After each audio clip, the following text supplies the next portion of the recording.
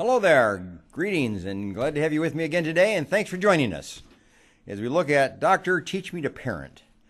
And that's a very important issue that we as families need to give thought to. Learning from each other, learning from books, learning from experts, learning from our children, learning from our friends, how to parent. So what I'd like to do today is to really give a focus on a segment of our population who are divorced. So if you're divorced, if you are a child of a divorced family, if you have divorce in your family, if you have friends that are divorced, this is the program to watch. We're going to focus on that issue today and look at the children of divorced families, divorced parents. So if you know somebody that ought to be watching because they're in the process of divorcing, or they've recently divorced, or they're having trouble with their divorce and their parenting relationships, this is the program to watch. So give them a call, text them, and just tell them to tune in so they can join us today and perhaps really learn some very important strategies and ideas that might be helpful. Because divorce is a stressful event. It's one of the most stressful events in the life of a child. It's just stressful in the life of a parent going through divorce. It's one of the top 10 areas of stress. But for children, it's probably one of the number one or number two, the death of a parent and the divorce of a parent.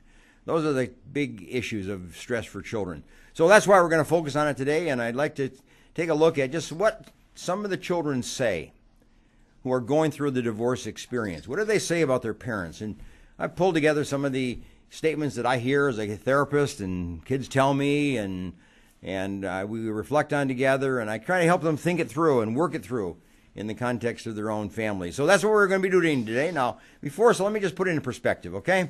And listen to this quote, because it puts the whole context of today's program in perspective. You really don't know how you feel until you start speaking, or you pick up a pen and start writing. So think of it in that context, okay? You have feelings, and you have a sense of what they are, but you really don't understand your feelings. You really don't understand your thoughts. You really don't understand your ideas until you speak. And that's what we need in our family, are people who speak. In fact, that may be one of the answers to divorce. If parents spoke a little bit more and more often and in a better way, that might eliminate some of the divorces that do in fact take place. But it's the perspective of picking up a pen and writing, opening your mouth and speaking, so that kids can interact with you and you can interact with your children and learn. Not only do you learn your children what they think and feel and so on, but you learn how you feel, how you sense, and how you put values forth, and what your priorities are. So speaking and writing are the two key issues as to how you bring together the family or make it function at a much higher level than it has ever before. Now, let's take a look at some of the things that kids say. You know, I've talked to kids who are going through divorce, and you wonder kind of what is their experience? What is it that they feel? What is it that they sense? And I've asked them questions about that to give me some of the perspective of their own parents as going through the divorce experience. And we're going to kind of walk through a list of things that these kids say, and I'm doing it kind of in a priority way. Some of the things that are very important to these kids. And as parents, we need to listen. We need to learn from our kids. We need to learn from our kids the idea of what they experience and how we can help them the best. Because you have to remember, if you have kids and you're going through divorce, it's not about you. It's about your kids. It's the best interest of your kids. And it's to do no detriment to your kids. Those are the two key ideas, okay? You want the best interest of them to prevail and to be out in front, and you don't want to do anything that will put them in their detriment. So that's what the two key things are. So when you divorce, you are not the first person. Your wife, your spouse is not the first person. The children are the first person now. And here's what they say. They want you as parents to resolve your feelings of guilt, of fear, and of anger. Now, they know you're angry at each other. They know that. But they want you to resolve it so you stop arguing, so you stop fighting with each other in front of them. Kids do not like parents fighting in front of them. And we know that when parents fight, it's because they're afraid. They're fearful of what's before them in the future. They're both entering into a world of unknown. And everybody's afraid, and everybody's scared. The kids are afraid, you're afraid, And the anger comes out, and then it comes out in the form of fighting and arguing and bickering and that kind of thing. And kids just don't like that whatsoever. So they say, parent, resolve it. Take care of it. Go to therapy. Go to counseling. Talk to each other. Put aside your anger. And now live with greater kindness and greater openness and greater gentleness within the context of the family, within the context of the home, or the two homes in which you are now going to live in. So resolve those kind of feelings. Get them out of the way so the kids can feel at peace, and the kids can feel peace within the context of your own home. Okay, that's number one. That's what kids are telling us. Okay? They're also saying this: seek forgiveness from the past. You know, they don't like you as a parent, you as a father, you as a mother, yelling at your spouse for all the sins and all the inadequacies and all the failures of the past. You know, and we're great at that. We have a list of failures. It's kind of like the parade of the horribles. And we just go through them one after the other, and we repeat it the next week and repeat it the next week. And we just kind of repeat that thing. Kids don't like that. They've heard it. They don't like it. They don't want it. They said, now resolve that kind of feeling of wrongdoing and that anger about the wrongdoings, and seek forgiveness of each other. Put it aside. It's over. You're divorcing. Whatever happened in the past is past, and now we move forward into a new relationship. We move forward into a new lifestyle, and we put behind us all those bad feelings and those bad events that have taken place, and you put them behind you through forgiveness. It's the forgiveness act that puts these kind of things behind you, and that's what kids want to see. They want to see that you're forgiven. They want to hear that you've forgiven each other. They like to experience what it is. You see, and with kids' life, they hear you argue, they hear you fight, but they don't hear you forgive. So you teach them how to fight and how to argue, but you don't teach them how to forgive. So in the context of your family, forgiveness is important, but it's important to show your children how you go through the process of forgiving each other. And you do it openly with the children. You ask the kids forgiveness. And when you do that, you're teaching the issue of forgiveness to them, so that as they grow up, they'll know how to forgive. But if you don't forgive each other, that's something you just don't do, then you're missing a teaching opportunity for your kids. They need to learn how to forgive, and they'll learn it from you. So that's the second thing they're saying. Seek the forgiveness, okay? Put it behind you. Here's a third thing that kids say, okay? Keep regular contact, especially the parent that's absent from the home. The children live primarily in one home usually. Sometimes it's 50-50 and whatever it is. But the absent parent, whether it's a full-time absent parent or a partial, half-time, or whatever it is, the absent parent, the kids want that parent to keep in regular contact and keep a regular schedule. They don't like it when the schedule fluctuates, or when you show up one time and you don't show up another time, or you call and say you're going to come and then you don't come, or you say you're going to come at 7 o'clock and you don't come until 9 o'clock, or you say you're going to come home at 6 and you don't come home until 8. You know, whatever it is. Kids want a predictable, regular schedule from their parents, and particularly the absent parent. They wait for that. They anticipate it. And when you're off schedule, they get off schedule, and that's a stressful event for kids, and you're putting kids through a stress. You don't need to do that. So whatever you promise, do it. Whatever time you promise, be there. And however you're going to spend your time with your kids, make sure that is a regular, routine kind of schedule. The more routine, the better. The more regular you are, the more regular they will be. And the more that they can be ready for you and they can anticipate your coming and then enter into a relationship with you. If you come late, then they're off schedule and they're going to have a hard time then relating to you. They're mad at you. And then you're going to wonder why you don't have a good visitation or you don't have a good event or something like that. It's because you didn't start right. So you start right by being on schedule and being very predictable and reliable and keep your promises. You've got to be a promise keeper when you have kids that are dependent upon you and are waiting for you and want to be with you, but they want to be with you on a time schedule. Now, that doesn't mean the kids are going to be on a time schedule. Don't think that way. Just because you are, that they will be. That isn't true. Kids will be on their own schedule, but you be on a time schedule. You be regular, and that will teach them to start to be regular as well. That's how you teach, right? You do it by example. Okay, that's number 3. Here's number 4, house rules. You know, when kids live in 2 different homes, they go between 2 different homes, there's got to be a house rule in each home. Now, the house rule may not be the same. It'd be nice if they're coordinated and they're compatible, but they're not necessarily the same. Dad has his house rules, mom has her house rules. And when the kids are with mom, those are the rules that prevail in the home. These are the things we do and these are the things we don't do. When they're in the home with the dad, okay, these are the rules we do. These are the things we do and these are the things we don't do. It helps kids. Kids want that. The problem is that they get rules in one home but not in the other home. Or they don't get any rules at all.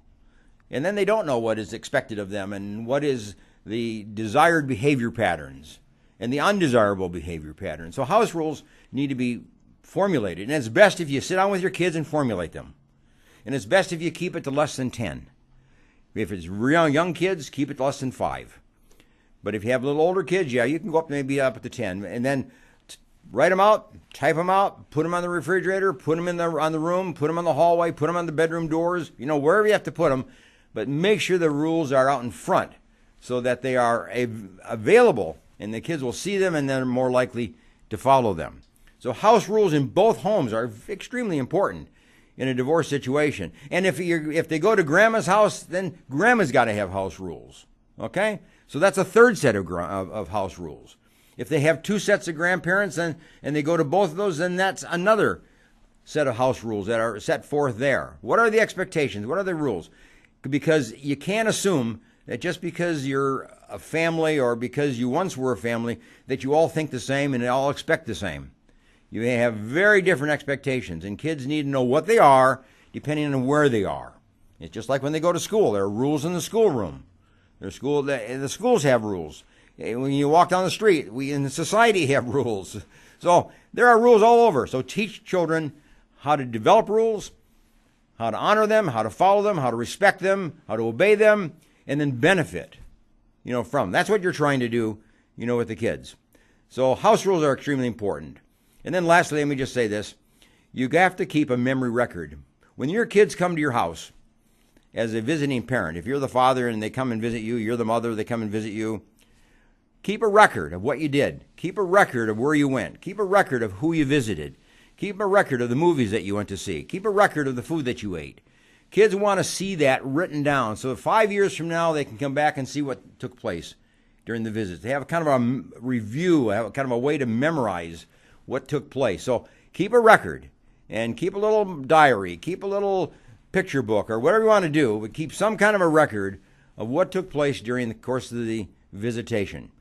And you're doing it for your kids' future, so they'll have a record later on, okay? Now, I got some other things that kids want you as parents to know.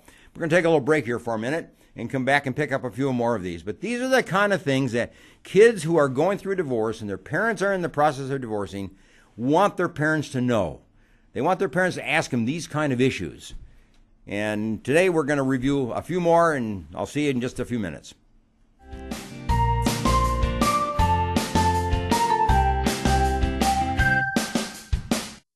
Green Gables Care Home is a 24-hour assisted living facility for the elderly, located in Clovis, California, offering spacious private and semi-private rooms which are wheelchair-approved, catering to the special person in your life who needs attention and wants to live in a loving home environment. The Green Gables Care Home has assisted living and secured homes for elderly persons with Alzheimer's, memory loss, and for your loved ones needing assistance with their activities of daily living. Call 559-307-0950 and visit GreenGablesCareHome.com.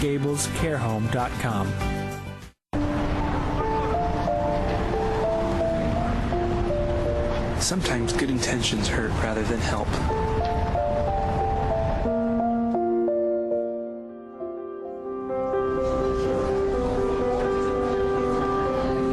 For just $1.76 per meal, the Fresno Rescue Mission offers more than food. We offer hope. Please donate today. Do you need a locksmith? Layman's Lock and Safe Service and Repair is available for you. 559-228-1805. Gained a lot, learned a lot, and got a lot of love. If it weren't for the knowledge that I had gained from the classes at PCC, I probably wouldn't be the mom I am today. See, there it goes. I would love you to meet my son Aaron. My situation was very difficult. I didn't know how my life was going to turn out. We graduated in June 2010 and we got married in July. And through family, the Pregnancy Care Center changed our lives.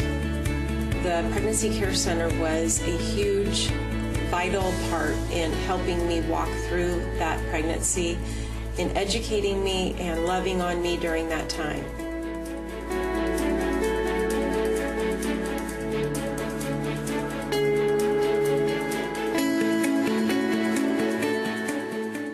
Choosing a Medicare plan can be difficult and frustrating. Susan Hatch can guide you through the Medicare maze and help find the right plan for you. Susan helps people understand the confusing and drastic changes that occur every year in Medicare. Susan will only recommend plans that will protect your assets and allow you to continue to see your personal doctor. As a 100% independent agent, Susan is not controlled by any particular insurance company to steer a person onto any one particular plan. Susan was awarded the #1 Medicare supplement agent in California. Look for Susan's Medicare question and answers every Monday in the Fresno Bee. Call Susan at 559-307-2287 and visit MedicareToday.net. Come learn how to be a better author at the Christian Writers Seminar at Good Shepherd Lutheran Church on Saturday, February 10th, 2018. CentralValleyTalk.com.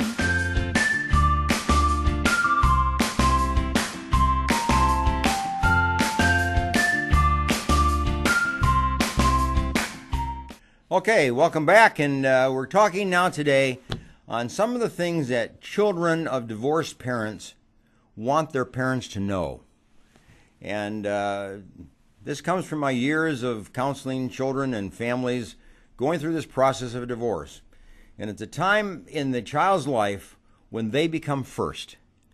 We as divorcing parents kind of think of it as ourselves, as our own problem, our own stresses we're trying to reduce. That's not the case. It's now a matter of doing what is best in the interest of your children. And it's to do no harm or detriment to them. You got to keep that in mind.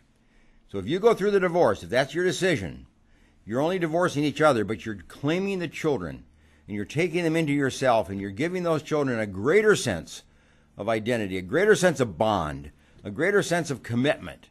That's what they want. So they observe you, they watch you, they know what you're doing, they know what you're thinking, they know what you're going through, they hear you behind doors. Kids know. And here's some of the things they want you to know, and they've just walked through some of them. We looked at the idea they want you to stop fighting, get that anger out of your way, okay? They want you to forgive each other for the past wrongdoings that you've done. They want to set up some house rules. They want to be what the expectations are. They want to know what the rules are of the home. Okay, those are some of the things that kids want. Here's another one that we might want to look at. They want you to be informed and to be actively informed and involved in their life, to be informed and involved, if you look at it in that sense. That's what kids want. They want you to know what they're doing at school, at church, with their friends, on playgrounds, in sports that they're involved in. They want you to invest yourself, put yourself into their activities so that you're informed of what they're doing and who they're with and how well they're progressing. And they want you to be actively involved as well. They want you to be a room mother. They want you to come by the school and do school conferences. They want you to come by the school for the school events. They want you to stop into the school and meet the teacher and to know the teacher and to be on a relationship with the teacher. They want that. In other words, they want you to be involved in their life because then they know that you're interested in them. Then they know that you care about them. But if you don't go to the school, if you don't go to the church, if you don't go to their sporting events, they draw the conclusion that you don't care about them. And all you do is care about yourself.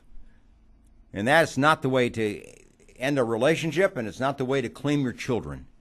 So make sure that you become involved in your child's life and the child's array of activities, whatever they are and wherever they are. You be there.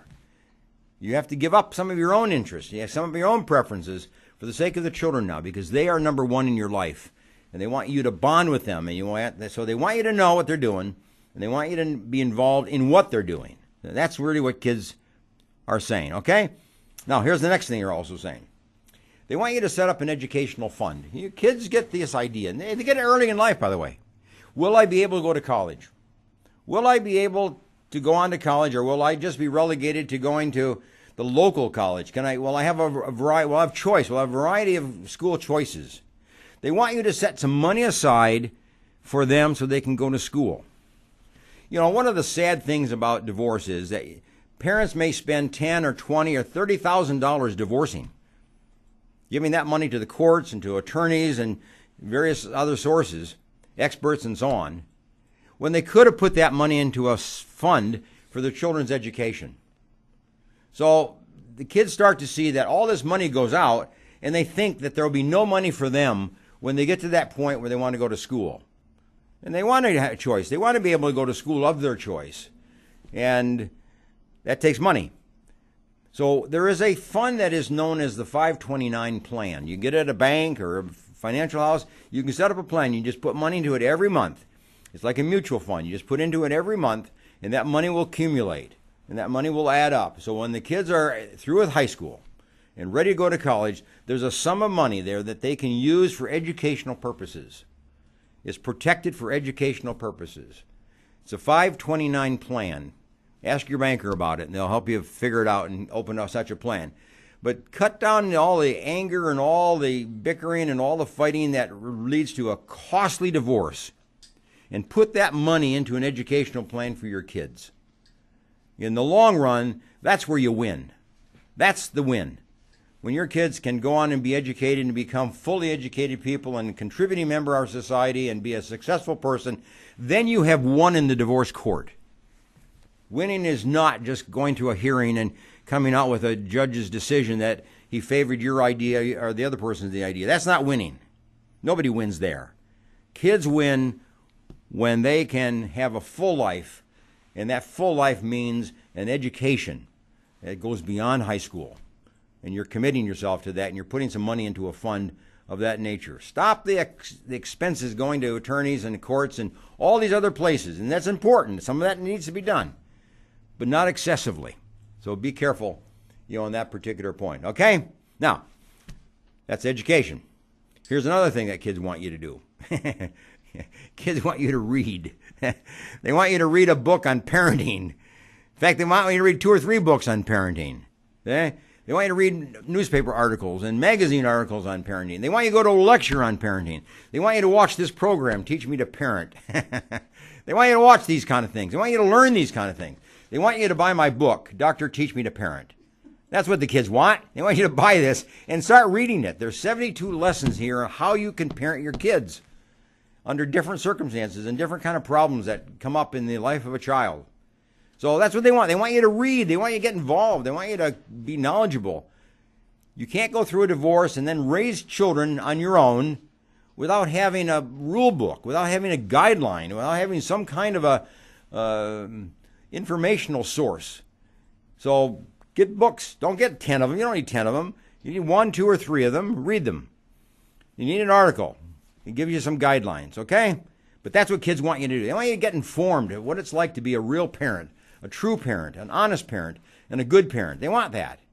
You may not have been well placed in your marriage. That may not have worked out. But they want your parenting to work out. That's what they want. That's what kids want, okay? Okay, that's the next thing. Now, let me go on and say this. The children also say to me, they want their parents to live respectfully, honorably, but futuristically, okay? Think of that, the futuristically. They want you to plan ahead. Forget the past. Try to move beyond the past. Get out of the past. Stop talking about the past. Stop arguing about the past.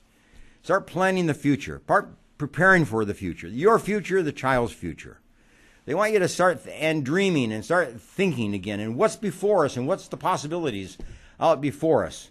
Not just what we've gone through as a family and all the stresses and strains and heartaches and so on that we've gone through. They want you to kind of resolve that, get beyond that, forgive on that, put that behind, and now start living more respectfully in front of the children.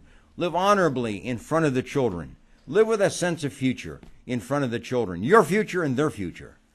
But kids want you to live a respectful life.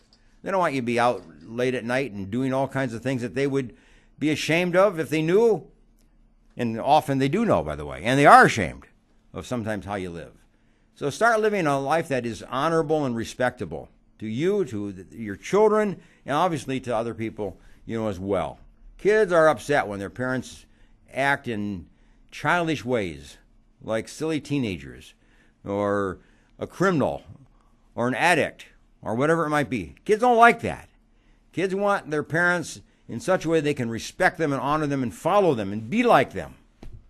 So the question is, whatever you do, are you pleased to do it in front of your children? Whatever you do, are you pleased to tell your children to do the same thing? That's kind of the guideline that you have to do. You have to think through, okay? Now, here's another one. Learn to communicate. Kids want you to talk to them. Kids want to talk time. Now, talk time is not necessarily when a kid comes home from school. Sometimes they don't want to talk then. Sometimes your best talk time is in the car driving to and from someplace. Sometimes your best talk time is bedtime, just before going to bed.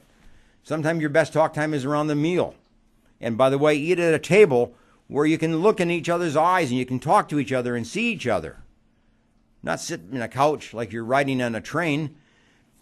Sit around a table where you can interact with each other. Kids want interaction. They want you to look them in the eye and talk to them. They want you to look in their eye and talk to them and listen to them. They want interaction. That's what kids, when they say communicate, and they say, well, we want our parents to talk to us, what they're really saying is, we want face-to-face talk, face-to-face communication. And you have to figure out a way, to do that and when to do that in your schedule and in their schedule. But sometimes what is your schedule is not theirs. So if you're going to talk to your kids, figure out what their schedule of talk time is, and you adjust to their schedule. It'll be a lot easier to do that than they adjust to your talk time. Okay? So figure it out. Figure a way that you two can talk together. You four can talk together. You six can talk together. Whatever it is. If you didn't talk in your marriage, you didn't talk in your family during the marriage, you better start talking now, because this is really where it pays off in the life of the child for the future. You're teaching your children how to talk. And you're teaching your children how to talk better than you talk. And you're teaching your children how to relate. You're teaching your children how to open up. You're teaching your children how to share their life and share their experiences with others. And that will make them a better marital partner, much better marital partner than maybe you've been. So get your kids talking, and you have to start talking, as well. And then here's another one. Don't introduce a new friend into the life of a child until that child's ready for you to introduce a new friend. If you're divorced, if you're now separated, or if you're finally divorced and you're now in a situation where you can begin to date and you can begin to entertain another relationship, don't introduce that child to that relationship until the child's ready. You discuss it with the child first.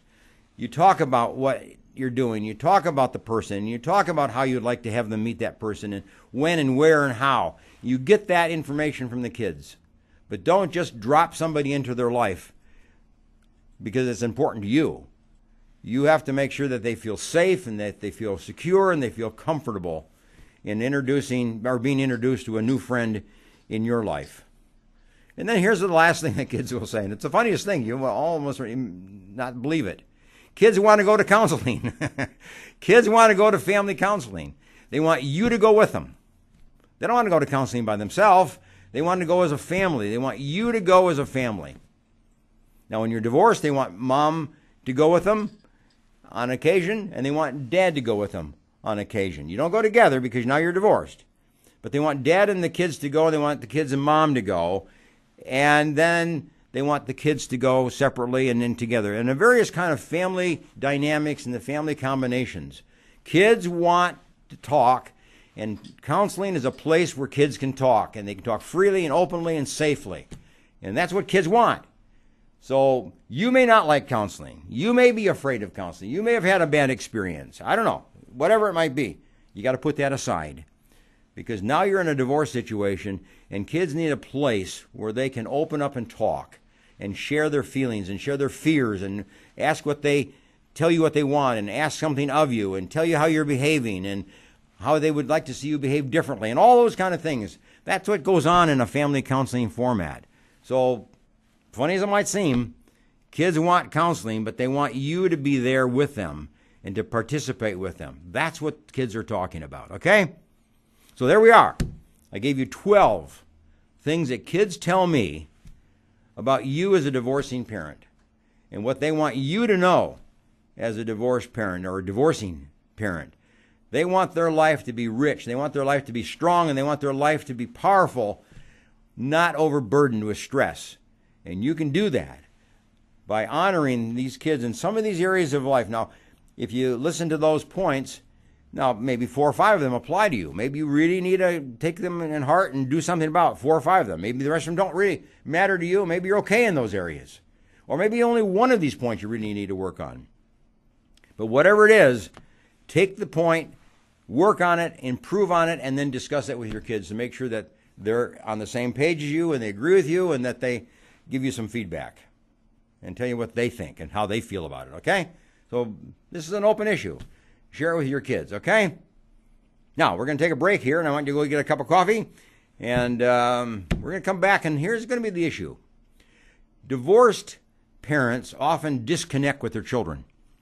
They often disconnect with each other as husband and wife, mother and father, but at the same time, they often disconnect with their kids. And parents don't want that. And kids don't want that. Kids do not want their parents to disconnect. They want you to be connected to them. So we're going to look at a couple ways in which you as a parent can connect with your children.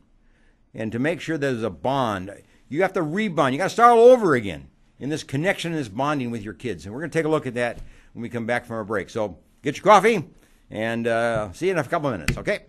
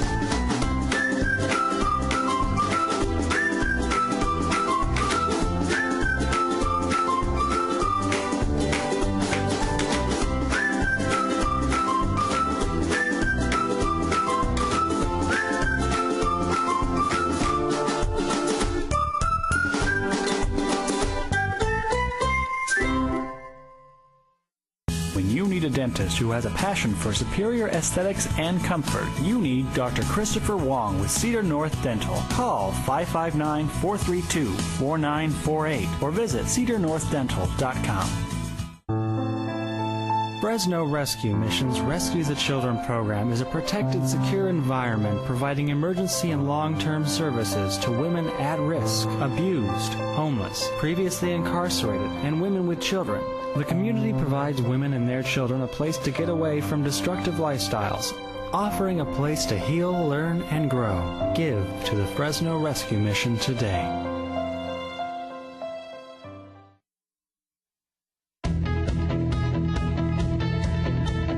Opportunity isn't always given a door to knock on, so we built one.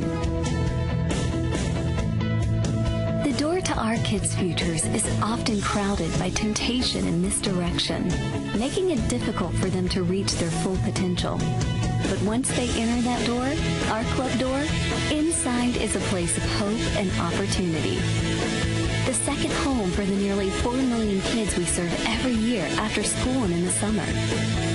Inside our doors, youth development professionals and mentors provide the guidance, support, and encouragement needed for every kid and teen in an enriching and safe environment, no matter their circumstances. Boys and Girls Club set the standard as the #1 advocate for youth during the out-of-school time. We assure success is within reach for all kids and teens in America, with club members on track to graduate from high school with a plan for the future, demonstrating good character, and living a healthy lifestyle. We're leading America's youth, fostering success well beyond the basketball court through hundreds of programs, from robotics to the culinary arts. providing unlimited opportunities for those seeking. This hope and opportunity builds character, creates leaders, and helps all kids define their future. Ensuring young people find their passions, reach for their dreams, and achieve their full potential. Much can be found inside our 4,000 doors nationwide and on military installations around the world. Boys and Girls Clubs is the opportunity for all kids, and our doors are open. Great futures start here.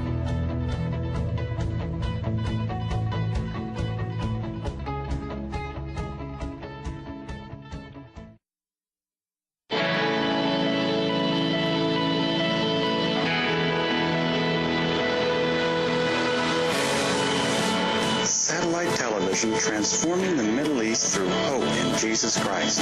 Sat7USA.org.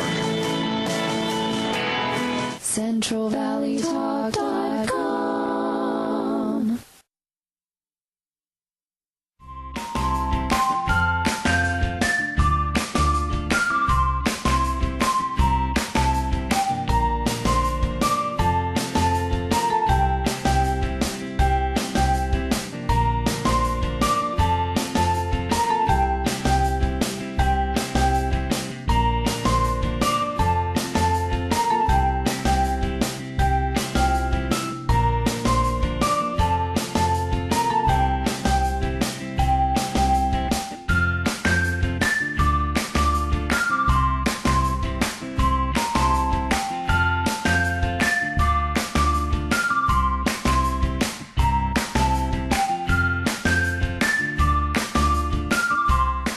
Okay, welcome back, and we're looking today at the issue of parents who are going through the divorce.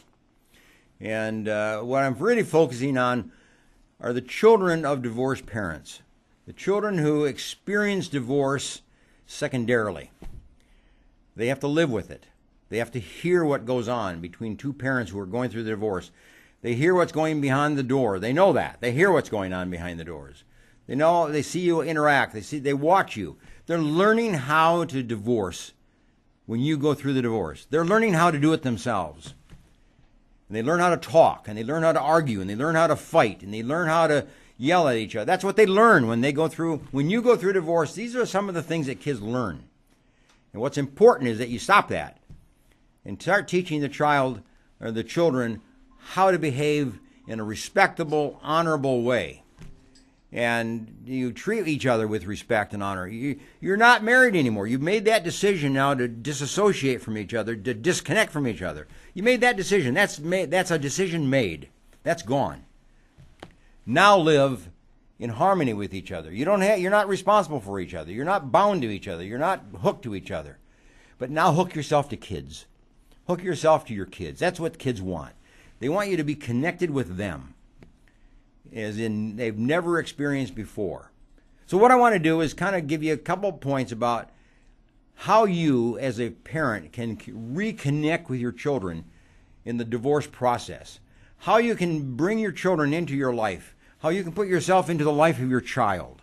How you can become a bond. How you can become a unit. How you can become a tribe. Just you as a father and your children. You as a mother and your children. They want to be connected. Kids want to be connected. They don't want to be disconnected. They don't want to be disassociated. They don't want to be forgotten. And that's the whole problem of divorce. They hear what you're doing for each other, but kids then begin to worry, what's going to happen to me? Where am I going? What's going to happen to my life? What's my future? That's what kids kind of ask that kind of question. So they want you as a parent to connect with them and stay connected with them and commit to that connection, with them. Okay, now how do you connect with your kids, okay? How do you connect with your kids? Let me give you a couple examples, okay? Number one, kids want you to connect with their teachers and their school. When you go to the school of your child, you're telling your child that school and education is important. And you're telling your child that when they're going to school and how they behave at school and how they perform at school and how they achieve at school is important. So it's a double message. You're not just telling your kids that they're important, but you're telling your kids that education is important because you are connecting with the school and you're connecting with the teacher. And you need to know that. You need to know that the kids kind of drive that conclusion. But if you don't show up at school, you don't go to conferences, you don't know the teacher, you don't show up at events, you're telling your kids that school's not very important. And they're on their own. And that's how they'll do. They'll not do very well. So that's why we have low grades. That way we have low performance in many of our schools with many of our kids. Because you as a parent are giving the message that school's not important. So start connecting with your kids. Tell your kids that it is important what they do, and do it by your own behavior. Show up at school. Show up with your teacher. Talk to your teacher. Get to know your teacher. Email back and forth with your teacher. Get some communication going. That tells the kid a great deal. Okay, here's number 2. Connect with your friends or the friends of your kids and their parents. Kids want you to know their friends. Kids want you to know the parents of their friends. They don't want you to be out in the left field and unknown to their friends. They want to bring their friends into your home. They want you to enter into social events with them and their friends. They want you to call their parents, the friends' parents. They want you to do things as a family sometimes between your family and the family of the kids' friends. I mean, that's the connection. It's a matter of bonding together, not just you and your kids. It's your kids and their friends, and then their friends' parents. They like to see that circle of relationship improved and strengthened. And you need to speak well of their friends. Now, if you cannot speak well of their friends, and this is the point about getting to know their friends, if you think that friend that they have is not right for them, then you got to take some action and get that friend out of their life. You got to get that friend out of their life. If that's not a good friend, then you aren't going to know that until you know their friends. You're not going to know if your kids are hanging out with good kids or bad kids, or kids that are educationally committed or educationally uncommitted. You want your kids to have good friends, and you will only know that by knowing who they are and knowing something about them. And then you can take the appropriate action either to encourage that relationship or discourage that relationship. We do that as parents. We've always done that as parents. I've done that as a parent.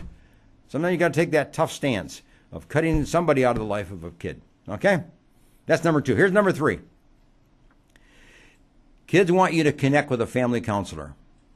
Kids want you to connect with a family counselor. They want you to go to a counselor, get somebody that will work with you as a family, and then involve the family in a family counseling program, in a family therapy program. That's what kids want. They want you to connect with them at counseling, because then they can talk to you more openly. Then they can talk to you more freely. Then they can be drawn out of some of the things they feel and some of the things that are hard to say and some of the things that are hard to explain. A therapist can help you do that and help the children do that. So make sure that you connect with your kids through a family counselor. There are marriage and family counselors, there are social workers, there are psychologists. So get somebody to work with you as a family. And when you do that, your kids will then open up and they'll relate to you in a much more favorable way. And some of the tension and some of the anger and some of the anxiety and some of the fear can be reduced by having those kind of conversations with a family therapist. So that's what they want. They want you to connect with them through a counselor. So go find one and start working with one. It may be 2 sessions, it might be 20 sessions, we don't know. But it's a matter of making sure that you do what the right thing is and help your kids connect with you and relate to you through a counseling format. Okay, that's what they want you to do. Now here's the 4th thing they want you to do. They want to connect you with their coaches. They want you to connect with their coaches, with their pastors, with their youth leaders, with their teachers, with anybody in their life who's a leader or who's an example to them or who is part of their life and teaching them in some way. They want you to know who they are, and they want you to be part of that process. If they're in a church and they have a youth leader, they want you to know that youth leader. If they're going to a church and have a pastor there, they want you to know that particular pastor. If they have a coach of some kind and they're in soccer or baseball or whatever it is, they want you to know that coach. In other words, they want you to connect, not be disconnected. So make sure that your kids have a connection with a leader, an adult leader, and that you have that same connection with them as well, and that you're a bond and you're a team and you're working together. So if you don't go to church and your kids do, get over there. Meet the pastor, meet the youth leader. Might even go to the church with them. But be part of their life. Connect with them, whatever it is. Put your pride aside and go ahead and be part of the kid's life, but particularly connect with the leaders in their life. And most kids have about three. Most kids have about three people besides their teacher that they listen to and they look to and they are associated with in some form of leadership or some form of influence on their life. And you need to know who they are and what they're like and if you agree. Okay? Now, that's number 4. Number 5 is this. Kids want you to connect with the extended family members of the family. Now, you're divorcing. Now, put it in context, okay? You're divorcing your wife. You're divorcing your husband. And your kids aren't divorced. They're not divorcing you. You're not divorcing your kids. They're part of your life. But same with grandparents. Grandparents aren't divorcing your kids. So if you have parents, kids want to continue to have relationships with those parents. The father's parents, the mother's parents, the aunts and the uncles and the cousins, these extended family members that have been part of their life for so long. They want to continue to be part of the life of this extended family. And now you as a divorced parent need to facilitate those relationships.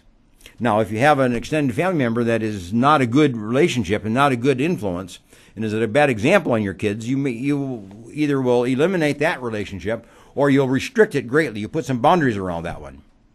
You need to guide that. But kids see the extended family members in a whole different light than you see them. So they may feel good about a grandparent that maybe you don't feel very good about. So it's the child's choice. It's the child's experience that you have to kind of understand. And sometimes in counseling, this is a big issue to talk about, is how you can keep the kids involved in the extended family members, and you, not necessarily you have to be involved with these extended family members. But kids do. The kids want to connect. They don't want to divorce themselves from all the extended family that has been so much a part of their life for so long. They want to keep those relationships. And you need to facilitate it. You need to guide it and help it, along. So they want you to connect with extended family members. And then lastly, here's the last one, okay? Catch it, because it's a very important one. Kids want you to connect with them. It's to connect with me. They want you to get to know me. That's what kids say. Kids want you to ask questions. Kids want you to spend time. Kids want you to spend just informal time, discussion time, talk time, car time, pre-bed time. Kids want to be able to talk and tell you about themselves, what their life today, not just school. They don't want to talk just about school. They want to talk about themselves. And you need to ask those kind of questions. You need to open the door for those kind of conversations so that a child can have opportunity to tell and be opportunity to listen and be opportunity to share and to feel that you care about them, to feel that they're important, to feel that you value them because you want to get to know them. See, it's important that a child be loved, but it's more important that the child know that he's loved. And they only know by you telling them, by you talking. You see, it's a matter of being open and being part of their life and sharing their life. Sure, you want to know your kids, but they want you to ask questions. They want you to share yourself. Tell them about your life. Tell them about your child. Tell them about the experience you went through today. Tell them what you're going to do tomorrow. Tell them what you're going to do next week. Open your life to these kids, and then they will open their life to you. They'll follow your example. But if you don't talk, if you don't share your life, they're not going to share theirs. So it starts with you first. You open your door. You open your life. You open your mouth. You open your heart. And then they will. So that's what it's all about, is connecting with your kids. That's what kids want. They want to stay connected. The whole thing about divorce is disconnect. That's the message of divorce. We take two people that have been connected and now we disconnect them. And sometimes that disconnecting is for the whole family. But kids don't want to be disconnected. They want to remain connected to the dad. They want to remain connected to the mother. They want to remain connected to their extended family members. And now you as a divorced parent have to help your children remain connected even though the two of you are disconnected. And that's a hard job to do. That's not an easy one to do. Because all you're usually thinking about in divorce is getting away from my spouse. And getting away, getting him out of my life, getting her out of my life. That's disconnect. But you can't give the message to your kids that you want them out of your life. Because they'll think that. Because remember, the kid always asks the question, what's going to happen to me? And when you connect with your kids, you're telling your kids, we are one. You're part of my life. And I'm going to commit myself to you, and I'm going to stay committed to you. I'm not divorcing you. I'm only divorcing your mother or your father. and we are one, and we're going to stay connected. So kids want that sense of connection. So make sure you do it, okay?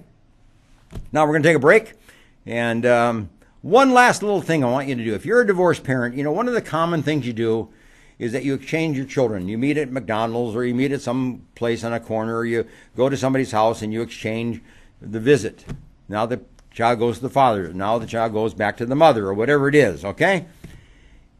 And I don't think it's good to have parents and talk to each other in front of the kids and give them a whole rendition. So I think what's important is to have a piece of paper and have a note and have a kind of a summary of issues that you need to convey and communicate to each other as parents, even though you're divorced. So what I want to do is to show you a form that you can use, and you can fill it out, give it to your kids, and they can take it to mother. Fill it out, give it to your kids, and they can take it to father. And that will be a kind of update, a way to improve the relationship and sharing information and sharing concerns and just keeping each other informed. So we'll take a look at that form in just a minute. So see you in a couple minutes.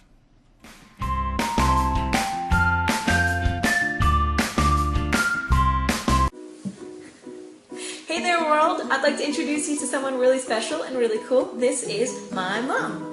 My mom is an amazing person. She is a writer. She is a newly transplanted Texan. She is a woman of faith, and she loves 80s music. She also is a person with a very rare genetic muscular disorder called Pompe disease. Pompe disease is a terminal, progressive illness. It's a genetic enzyme deficiency which ultimately leads to the destruction of your skeletal muscles. Those are the muscles that control how you move, your arms, your legs, and your torso.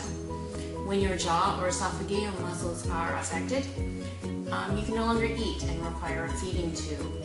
When your diaphragm is impacted, you can't breathe on your own any longer and require a trach ventilator. When your legs are impacted, you will no longer be able to walk without assistance. You can lose bladder and bowel control. It affects children and adults, and eventually it kills you. It is rare, but it's real.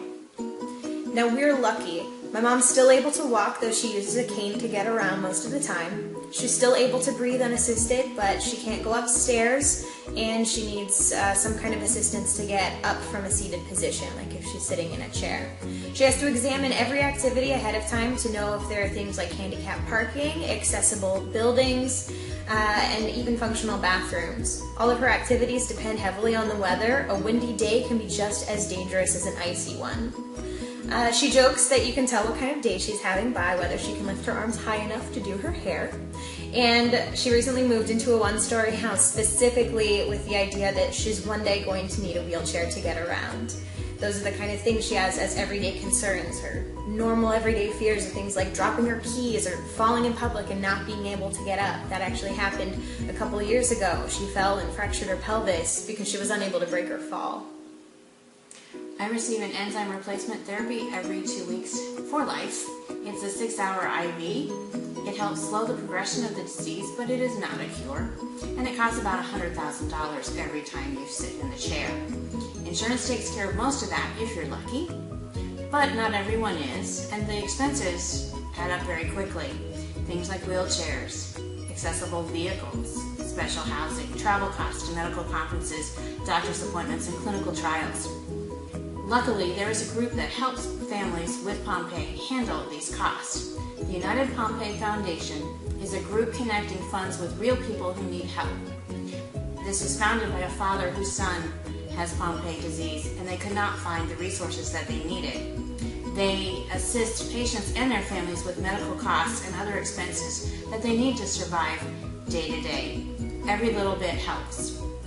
There are a lot of things in life that we really take for granted, and sometimes the scariest things in the world are the things that you can't see. So today we're asking for you to help us shed a little light on a rare and scary disease. Please share this video with your friends, your family, strangers, anybody that you come across. Education is a big thing. It makes a big difference. And another way to make a really huge difference in someone's life is to go check out the United Pompe Foundation. Their website is in this video description. Click on it, check it out, and go ahead and donate some money if you're able to. Again, this is an organization giving real help to real people who are amazing and need it, like my mom. I love her, and thank you so much for helping us out. Thank you so much.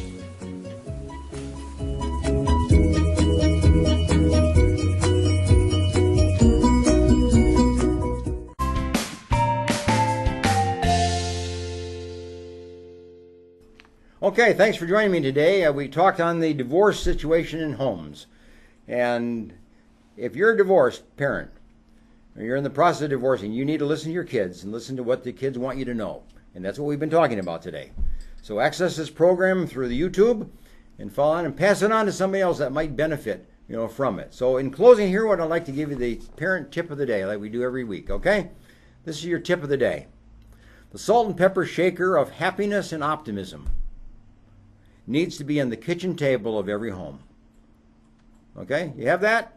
The salt and pepper shaker of happiness and optimism needs to be on the kitchen table of every home, particularly of every home that's going through a divorce. You got to create a new sense of happiness and a new sense of optimism. That's futuristic looking, okay? Give that sense of happiness and optimism to your kids.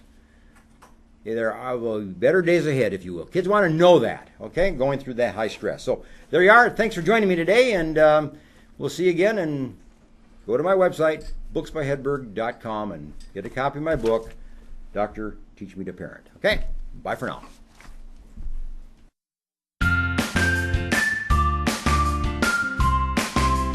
CentralValleyTalk.com